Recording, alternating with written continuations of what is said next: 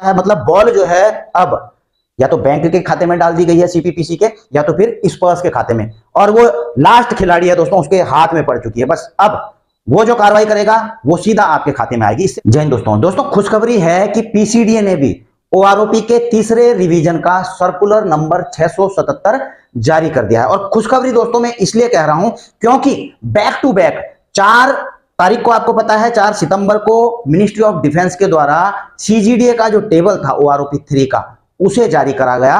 और back to back PCDA ने भी 6 तारीख को, अभी मैं दिखाऊंगा आपको, 6 तारीख को अपना सर्कुलर 677 जारी कर दिया।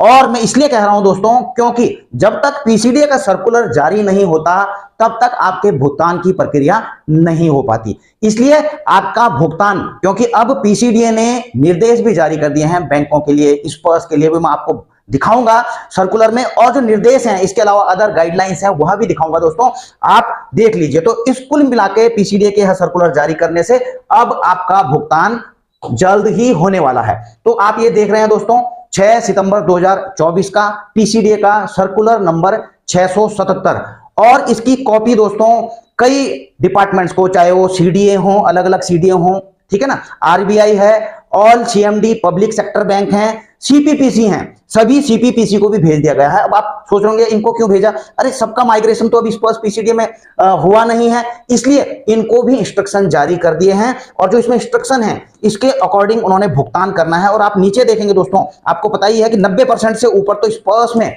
माइग्रेट हो चुके हैं। और स्पर्स के लिए क्या जारी किया है आपने, ये तो खैर जारी किया है, आप देखिए स्पर्स को क्या भेजा है, the OIC Sparsh core for suitable amendment in Sparsh program, यानी कि जो टेबलें जारी की गई हैं इन निर्देशों के अनुसार उनको स्पर्स में जो है उसको सुटेबल अमेंडमेंट किया जाए। ओआईसी स्पर्स आर्मी 1 2 3 4 सबको भेज दिया गया है। तो कुल मिलाकर के अब स्पर्स में भी जिनकी पेंशन है स्पर्स से आती है तो उसमें भी कार्य शुरू हो जाते हैं और जल्दी से जल्दी आपके भुगतान की प्रक्रिया शुरू होगी। अब देखिए दोस्तों ये किस चीज के लिए इंस्ट्रक्शन है, implementation of 1 rank 1 pension to defence pensioners with effect from 1 July 2024 की जो ये ओआरओपी 3 है दोस्तों, जो कि 1 जुलाई 2024 से है, इसको इंप्लीमेंट करने के लिए के संदर्भ में यह है, यह रेफरेंस भी दिया गया है दोस्तों, ठीक है ना, जो कि मिनिस्ट्री ऑफ डिफेंस ने जारी किया था, आपको दिखा दिया था हमने टेबल वगैरह, ठीक है।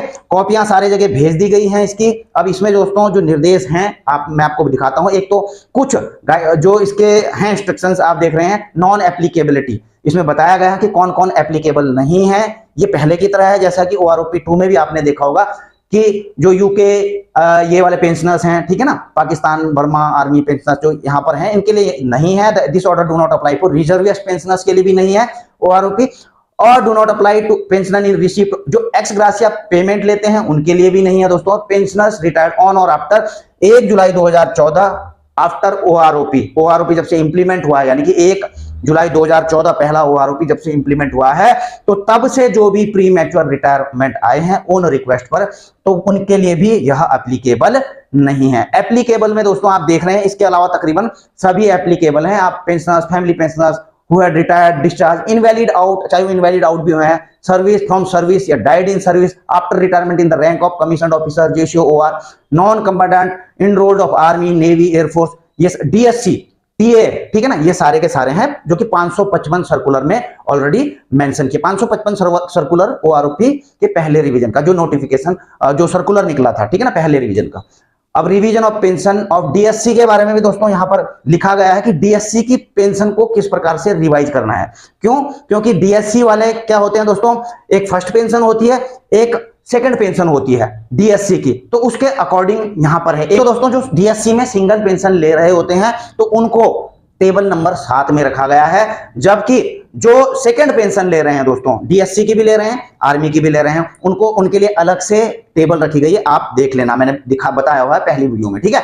अब guideline for revision of various pension oblique family pension, तो किस प्रकार से देखिए दोस्तों, retiring service, ordinary, special, liberalise family pension को किस प्रकार से रिवाइज करना है, उसका जो है ये गाइडलाइंस पूरी जारी की गई हैं। और देखिए दोस्तों इसमें एक और चीज है, देखिए existing pension oblique family pension as on 1 July 2024 the pension shall not be revised to the disadvantages of the pensioner.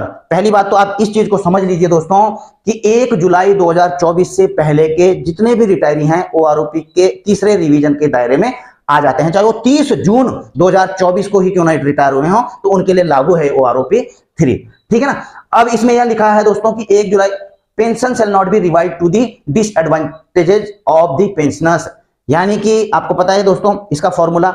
तो कुल मिलाकर के जो पेंशन ज्यादा ले रहे हैं, अब रिवाइज आपने देखा होगा कि कम पर भी हुई है, तो इसका मतलब ऐसा नहीं है कि पेंशन तो रिवाइज हो गई तो इंडिविजुअल का भी उसके अकॉर्डिंग कम कर दिया जाए, ऐसा नहीं, उसको डिसएडवांटेजेस नहीं होना चाहिए।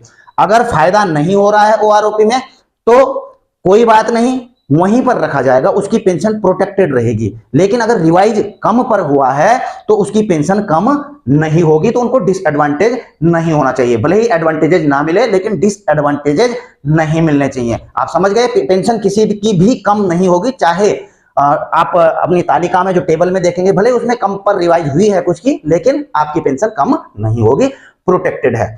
अब देखिए दोस्तों, प्री मैच्योर रिटायरी का मैंने आपको बता ही दिया कि वो एलिजिबल नहीं है बेनिफिट ऑफ ओआरओपी 1 जुलाई 2014 के बाद वाले। उससे पहले वाले एलिजिबल हैं दोस्तों, जिनको पहला ओआरओपी मिला उनको दूसरा भी मिलेगा, तीसरा भी मिलेगा, आगे आने वाले भी मिलते रहेंगे, भले ही वो प्री मैच्योर रिटायरमेंट आए हों ओन रिक्वेस्ट पर, लेकिन उनके लिए लागू है, उनके बाद वालों के लिए लागू नहीं है। अब देखिए, जिनकी उम्र 80 साल से ऊपर हो चुकी है, आपको पता है एडिशनल पेंशन मिलती है उनको 80 साल से, ठीक है ना, 20%, 25% अलग अलग एज पर, तो इसका फायदा भी उनको भी दिया जाएगा जो 80 साल से ऊपर हो चुके हैं। तो 1 जुलाई 2024 से इसका फायदा उनको भी मिलेगा।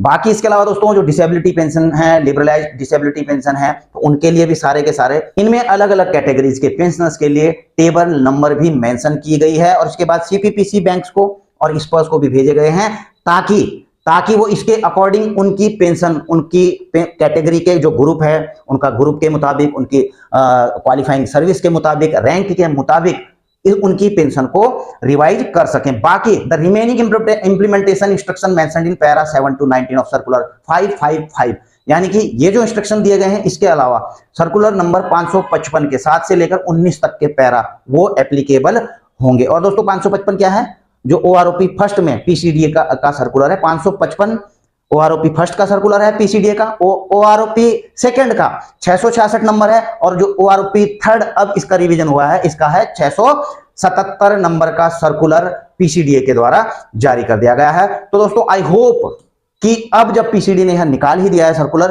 तो आपकी पेमेंट जल्द से जल्द आपके खाते में, अब काम तो स्पर्श का रह चुका है, मतलब बॉल जो है अब या तो बैंक के खाते में डाल दी गई है सीपीपीसी के, या तो फिर स्पर्स के खाते में, और वो लास्ट खिलाड़ी है दोस्तों, उसके हाथ में पड़ चुकी है। बस अब वो जो कार्रवाई करेगा वो सीधा आपके खाते में आएगी। इससे पहले जिनके हाथ में बॉल थी, चाहे सीजीडीए था, एमओडी थी, सरकार थी, जो भी था, वो सारी बॉल जो है अंतिम खिलाड़ी में चली गई है, और जल्द से जल्द अब उन्होंने जो है इन अकॉर्डिंग ये जो निर्देश दिए गए हैं, गाइडलाइंस हैं, इनके अकॉर्डिंग और जो टेबल दी गई हैं उसके अकॉर्डिंग आपके जो पेंशन है, पेंशन डेटा है, उसमें मैच करना है, और उसके बाद डिसबर्समेंट की कार्रवाई आपकी शुरू हो जाएगी। तो दोस्तों कुल मिलाकर के यही जानकारी आपके पास लेकर के आया था। वीडियो यहीं पर समाप्त करता हूं। वीडियो अच्छी लगी हो तो इसे लाइक शेयर कर सकते हैं, चैनल में नए हैं तो चैनल को सब्सक्राइब करके बेल आइकन का घंटा दबा सकते हैं, ताकि आपको मेरी आने वाली वीडियोज की नोटिफिकेशन मिलती रहे। जल्द मिलेंगे नई वीडियो में नई जानकारी के साथ। जय हिंद, वंदे मातरम।